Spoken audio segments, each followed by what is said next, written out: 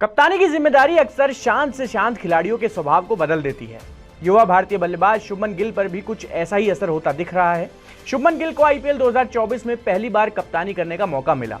हार्दिक पांड्या के जाने के बाद गुजरात टाइटंस ने उन्हें ही कप्तान बनाया था और अभी तक गिल का प्रदर्शन कप्तान के तौर पर मिला जुला ही रहा है।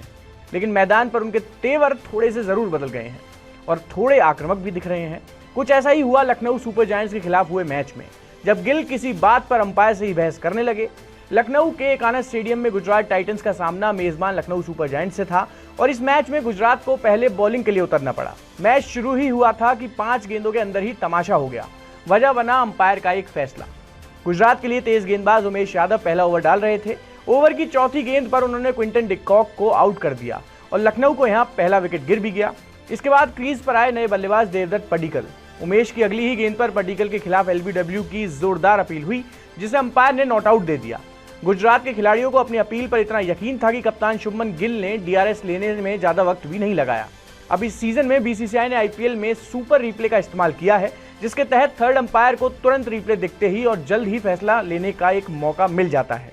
यहां भी ऐसा ही हुआ और थर्ड अंपायर ने बिना ज्यादा वक्त लिए ऐलान कर दिया कि फैसला सही था और पडिक्कल नॉट आउट थे। इस फैसले के आते ही शुभमन गिल खफा हो गए और सीधे अंपायर के पास जाकर आक्रामक अंदाज में बात करने लगे। अब ऐसा क्या हुआ जो गिल अंपायर से बहस करने लगे?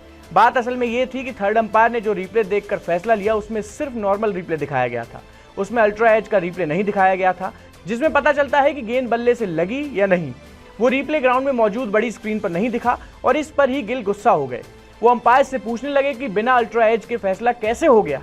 गुजरात के बागी खिलाड़ी भी अंपायर्स को घेरने लगे। फिर अंपायर्स ने थर्ड अंपायर से बात की और बताया कि अल्ट्रा एज पर भी दिखा कि गेंद पहले बैट पर ही लगी है और फिर पैड पर लगी, इसलिए पडिक्कल को नॉट आउट दिया गया है। वैसे गुजरात को इसका ज्यादा नुकसान नहीं हुआ, क्योंकि तीसरे ओवर में बॉलिंग के लिए लौटे उमेश यादव ने ही पडिक्कल का विकेट चटका दिया। लखनऊ के युवा बल्लेबाज ने 7 गेंदों में सिर्फ 7 ही रन बनाए थे। हालांकि इसके बावजूद शुभमन गिल को अपनी इस हरकत के कारण मैच रेफरी से डांट पड़ने से लेकर मैच फीस का नुकसान तक झेलना पड़ सकता है।